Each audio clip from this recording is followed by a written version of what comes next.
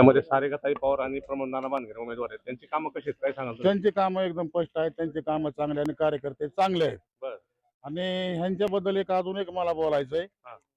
की प्लस हे नानांनी माझ्या मंडळीचं ऑपरेशन केलं तर 15 वर्षापूर्वी बायपास केलेलं होतं. गेलेली मूर्ती होती, पण त्यांनी माणसामध्ये आणली आणि माझे लेकरं बाळ सुखी त्यांनी ठेवल्यात आणि त्यांना माझं आयुष्य लागावं आणि मुलाबाळांचं पण लागावं. त्यांनी माझ्या प्रपंच जागेवर बसावा आणि माहितीचं काम असो किंवा कुठल्या दवाखान्याचं काम असो, इतर काम असो, पाण्याचं ड्रेनेज असो, सगळं असो, त्यांनी परफेक्ट कामं वस्तीमध्ये आपल्या केलेले आहेत.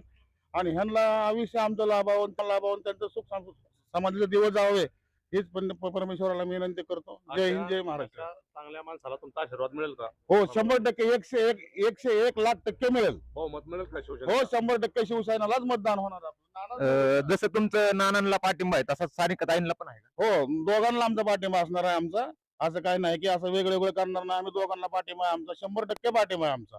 आणि ह्या प्रभागातनं 2 नगरसेवक जे असतील ते सारिकाताई आणि प्रमोद नाना हे नक्की असतील का? हो 100% असतील. 101% ते दोघंच असतील नगरसेवक, बाकी काही नाही सांगता येणार मला.